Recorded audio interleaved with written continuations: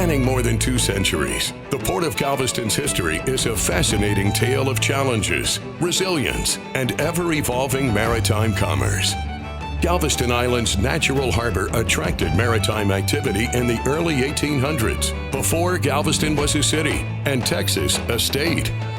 Between 1825, when the Mexican Congress made the Port of Galveston an official port of entry, and 1865, the port experienced tremendous commercial growth. By 1854, Galveston's wharves accommodated 600 ships a year, carrying passengers and a wide range of cargoes, from cotton and building materials to farm goods and cattle. The city of Galveston, founded in 1839, grew along the waterfront, spurred by the port's booming maritime economy. In the second half of the 19th century, the port and city grew exponentially, fueled by rail expansion, federally funded deep water improvements, and cotton and grain exports.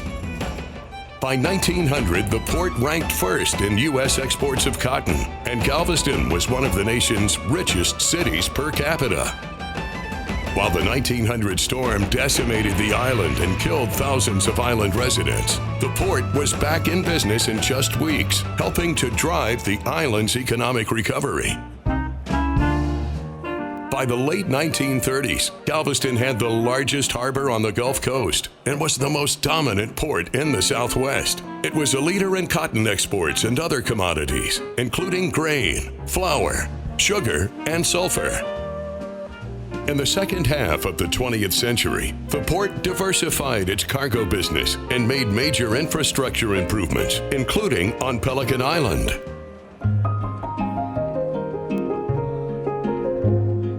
In the late 1900s, port and civic leaders took what they called a great leap forward. The Pier 21 cargo area was transformed into a commercial area with a hotel, restaurants, and attractions. The 1927 steamship terminal and warehouse at Pier 25 was updated to accommodate cruise operations. After years of cruise lines offering limited seasonal sailings from Galveston, Carnival became the first cruise line to home port year-round in 2000.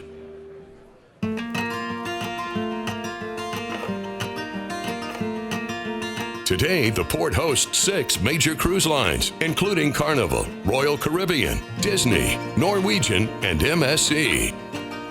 Driven by demand, the port now has 4 cruise terminals. In 2024, it reached a record 3.4 million passenger embarkations and debarkations. Cruise revenues are funding the largest infrastructure improvements in the port's history. Guided by its long-range master plan, the port has built an internal roadway and is expanding its cargo complex to accommodate future growth. As the Port of Galveston, its port partners, and the Galveston community celebrate the port's bicentennial in 2025, they continue to update the master plan to maximize port assets to benefit the Galveston community with jobs and economic growth.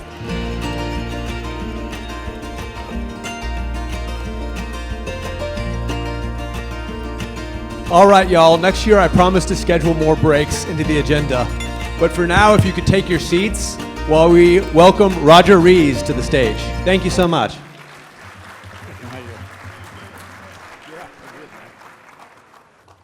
Good morning, everybody.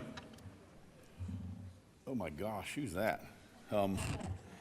Thank you for having the opportunity to talk a little bit more about the port. Obviously, things are happening very quickly at the port, and it just I really kind of feel like that.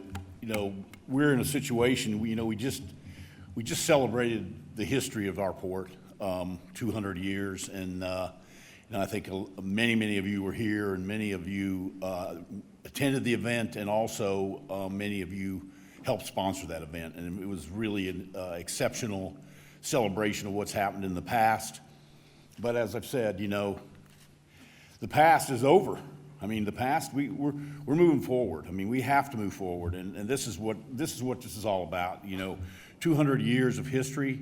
We talk about that, and it was a great celebration. But the reality is we have a lot more to do, and we've only just begun in doing a lot of things. I mean, just, the port is, got a lot of challenges, a lot of opportunities, and I think as we move forward, we're going to see those challenges come forward in traffic, in an increased commerce, which is, it's good, but you got to figure out how to handle that. And I think, this is kind of one of the biggest, I would say, not challenges, but this is the biggest opportunity we have is because of our location. Our location is so close to open water. The cruise ships love this. The cargo ships love it. And so, this is the major thing that we have that makes us more important. You can see the numbers. These numbers they just jump off the page from my standpoint. I mean, it's kind of like you look at this and you say, well, how could you create 23,000 jobs? When there's, we on a given day, we maybe have 1,000 or 1,500 people working, but they understand the trickle down of everything, and this is what a lesson in basic economics is. The cruise sector is the bread and butter of the port at this stage. I mean, this is where we're creating all the revenues that we can to generate infrastructure improvements. And so, as I've said since I got here, we have to leverage this cruise business in order to create enough capital for us to fix the problems. And we're fixing the problems you'll see here in a second. I mean, it's all coming to fruition now. I mean, I think that our cargo is kind of lapsing at this stage because we're under construction. The west end of our port is totally under construction. We're building a whole new berth across two slips out there. Total of $100 million worth of projects, $42 million which was funded by TxDOT and the state, and the rest of it came out of those reserves that we've generated, over the years. And I've been here 8 years, and we've saved money, and now we're there. And so, what all that does is just create more opportunity in the future. And I think this is where we're heading. Is the future is bright for the Port of Galveston. When I got here in 19, our board passed a master plan. And I know if you come to this meeting every year, we talk about the master plan. But the thing about it is it's not one of these plans you put on the shelf. We live it every day. And, we meet with about these numbers every day and every week. And so it's real important to us that we actually have a plan. So in our board just recently said, well, part of that plan, we're ahead of schedule. We were six years ahead of schedule from a cruise standpoint. So we're now in the process of updating that plan. Cargo being a very big piece of it. I mean, I wish we could plan more about Pelican Island. I mean, obviously, we have a lot of interest in Pelican Island. We get calls every week, as does the city. What can we do? What can we do with Pelican Island? How can we create some opportunity over there? First off, you got to get there. And secondly, there's the infrastructure, and the city's working on the infrastructure with the Port of Houston on property over there, which is going to benefit us all, and I'm excited about that. I mean, the plan is a plan that we work, all the time. You can see the benefits of it. I mean, we have a roadmap, and we're updating that roadmap. And the last master plan, when it came out in 19, we were designing an entire internal road network. We've done that. We've finished 3 phases of that. One more phase to go on the west end of our port. This is real important for traffic purposes. We are now beginning to use that internal road to direct traffic off of Harborside Drive directly into the terminals. And if you've noticed, we've started putting moving parking closer to the terminals. I mean, this is not a new concept. Most ports do this, but just because of economics, one, but secondly, just because of the geographical barriers that we have with Harborside Drive, so we started moving everything to the north of Harborside Drive, closer to the terminals, which means when people come to the terminals, they're staying. They're not going back out. It used to be, you drop the family off at the terminal, and then you go to a parking lot that's not on the port. So you'll see in our new Cruise Terminal 16, we now have a parking deck. You can't miss it. It's on. And so what's happening is people will come into those parking decks and not leave. And this is a big solution to the traffic problems that we're already experiencing. The effects of that. You can see from the photographs. Here's where we are. We're spending basically all of our money on this structure right here. You can see on the left has been like that for years and years and years, and on the right, that process has started. Filling in slips. You can start to see it now. If you go out there, we're starting to fill the slips in. The berths are getting finished. And so the water is now being cut off from those slips, will now start to be dredged over to or transported over to our spoils area on Pelican Island, which creates another issue. I mean, when you take dirt or sludge out of the harbor, you got to put it somewhere. And so, we have our own facility, but, we spend $1 million or so a year just keeping that facility up to speed so that we can continue to put those materials in there. And so this is what we're going to be looking like here soon. I mean, in the first quarter of 26, we should be finished with our berths, and that's the beginning. We are starting to pump the water out of those slips at this point into our spoils area on Pelican Island, and then, as I mentioned, then you have to start maintaining that a lot more. Equipment costs $500,000 to put over there to make this work. So I think where we are, and I've said this, it was a really exciting party on the pier and the gala, and it was a culmination of the history.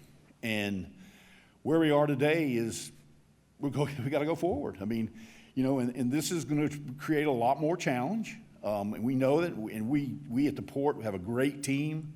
We believe we're ready to move forward with that, and we have plans, to create a better atmosphere for Galveston. We're working with the city to create more of an atmosphere where there's a connection between the port and the city and downtown. And I mean, the issues has always been Harborside Drive, and so we study Harborside Drive, and to be honest with you, our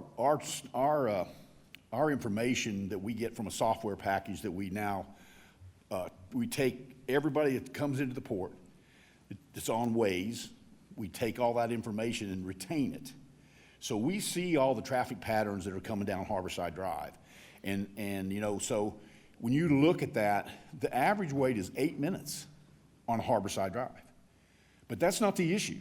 The issue now is people that come to the port on the side streets. And so that's the next thing that we have to figure that out. And we believe that we were just allotted $1.6 million from TxDOT to begin a wayfinding program, which mostly will be signage and getting people past the choke points. We know where the choke points are. So, I mean, I know this has always been a big topic, but I talk to people that own restaurants. I talk to people that own hotels, and they are saying to me, man, this is great. I mean, the traffic is not the biggest issues. It's maybe affects the retailers more than anything down on the Strand area, and we're working with that. I talked to Trey Click last night. We're trying to figure out some ways to make that a little bit better, and I think we will. So if you have any questions, I mean, I don't have a lot of time to talk about everything we're doing, but we are moving forward. We have a new terminal that's opening up in about 3 weeks, which will bring another 2 ships in here.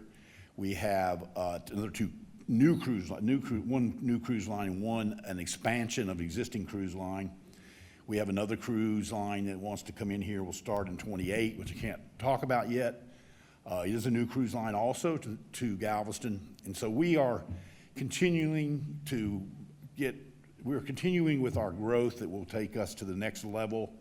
Much to the chagrin of some people. It's growth upsets people. Growth, changes people's lives in a lot of cases, and so we, as the port, are committed to making the best of it and to create as much economic benefit as we can. When we grow, the city grows, and so I mean, if you have any questions, I mean, that's really all I have to say today. I mean, I could talk up here for another hour on everything that we are doing, but you know, it's going to be. I don't have that much time.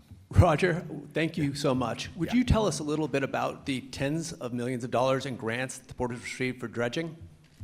Yeah, first time ever we have received about $78 million for dredging, and this is over the next really 2.5 years. I mean, it takes about, I would say on average, if you could average out the dredging, it probably takes the Army Corps of Engineers about $20 million a year to keep our channels open.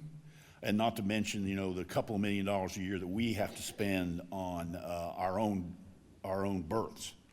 We don't get reimbursed for that. So I mean, I mean, Randy Weber has been a great help to us in bringing these dollars to the port. First time ever we've had this into the future.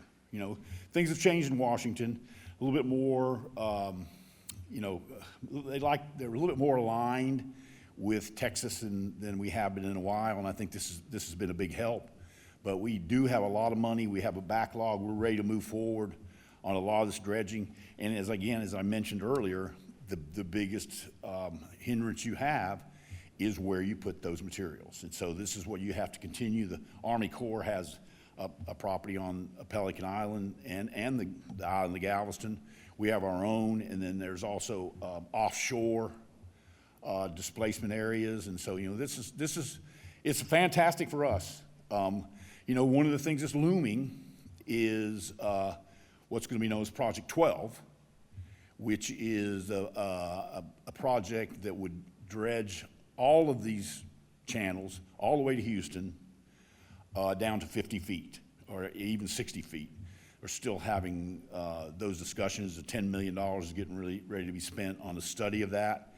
And what that does is, you know, I mean, it creates a new entrance into the channel, because if you know, the Gulf is not very deep, and so in order to go down to 50 feet, you have to go out another 8 miles into the Gulf just to be able to get into there with a ship that takes that kind of draft. So you know, this is a huge project, $3 billion project. And I can tell you the little old Port of Galveston doesn't have the money to match on that. But you know, it's going to be a big project, and it's going to involve the federal government to a big level. Rodger, are you aware of any plans to protect the Pelican Island Bridge, our current bridge? To protect it? From who? No, I'm not. No, I mean, I'm not aware, because as you know, as Craig said earlier, you know, that bridge is moving forward under its current format, and we don't have any plans to put anybody out there to protect the bridge. You know, I mean, obviously, the construction of that bridge is built inherently into the design of that. So I'm not sure exactly what that means, protect the bridge, but any more questions?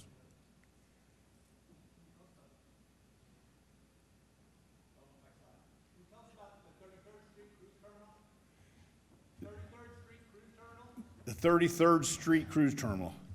I can't tell you about that, because I don't know what cruise terminal is at 33rd Street. You know, we have, 33rd Street is a traffic light that we know that we're working on right now with the city.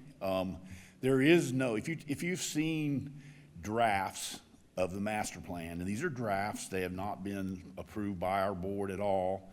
We're looking at them. There is a design of potentially expanding Cruise Terminal 28, and that would move into 33rd Street. I'm assuming that's what you may be referring to, is a draft, which is 15 years out, and there's a concept that's in the master plan that would turn Cruise Terminal 28 into a terminal that would handle 3 ships at once, and then turn in the docks that are right next to that into what we would call a flex dock, which could be used on cruise days for cruise passengers, and then the rest of the time it would be used for cargo. By no means, don't run out and say, we've got another 3 terminals coming in to the port, because we don't. I mean, this is a master plan. This is what you do. I mean, you try to figure out where you're going to head, and you know, I think if you want to look also, we've got some really exciting things on the east end of the port, at where Cruise Terminal 10 is. Some green areas planned out there. We are working with the city on how do we create more gathering areas for citizens. We received money from the federal government on the Safe Streets program. We've already been through the first phase of that, and there's about $10 million worth of improvements that need to be done on Harborside Drive, and we don't own Harborside Drive. So, I mean, you know, this is all being coordinated with TxDOT. Thank you so much, Rodger. Thank you. Really appreciate it.